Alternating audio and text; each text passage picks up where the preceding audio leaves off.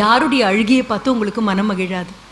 அடுத்த வீட்டுக்காரங்களோட 1000 சண்டை இருக்கலாம், ஆனா அவங்க பக்கத்து வீட்டுக்கு குடி வந்த போது நம்ம என்ன பண்ணினோம்னு நமக்கு தெரியும்.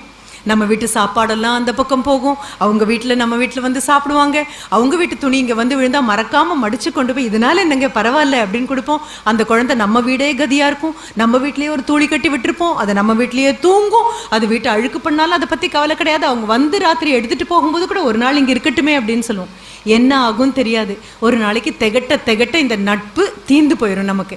அப்புறம் அவங்க வீட்டு முருங்கை மரம் அடிச்ச காத்துக்கு 2 இலை விழுந்தா கூட அந்த முருங்கை மரத்தை வெட்டிட்டு தான் விடுவோம் அப்படின்னு நிற்போம். அந்த முருங்கை கொம்பை வெட்டுற ஆவேசத்தை பார்த்தா அதுவே ஒரு நபரா இருந்தா என்ன ஆயிருக்கும் அப்படின்னு தோன்ற அளவுக்கு இவ்வளவுதான் நம்மளுடைய மனசு, இதனுடைய விசாலம் அவ்வளவுதான்.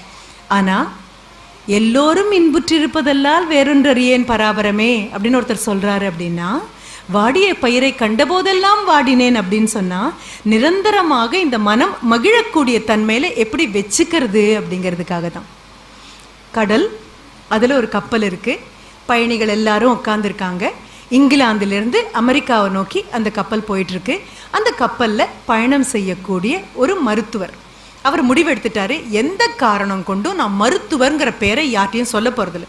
ஏன் தெரியுமா, ஒரு பஸ்ல ஒரு மருத்துவர் போனாலோ, இல்லை ஒரு ஃப்ளைட்ல மருத்துவர் போனாலோ, ஒரு கப்பல்ல மருத்துவர் போனாலோ, எங்க போயும் அவர் நான் மருத்துவர் அப்படின்னு சொன்னா அடுத்த நிமிஷம் நம்ம ஏதாவது ஒரு வியாதியை இலவசமா அவர்கிட்ட சொல்லி மருந்து கேட்போம்.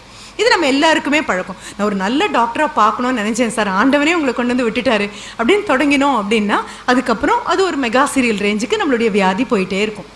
இப்போ இவர் உட்கார்ந்துருக்காரு, இந்த 4 நாட்களாக இவர் பார்த்துட்டு இருக்காரு. 2 பேர் இவரையே வச்ச கண் வாங்காம பார்த்துட்டு இருக்காங்க. ஒரு 40-45 வயதான ஒரு பெண்மணி, அதே வயதான அவருடைய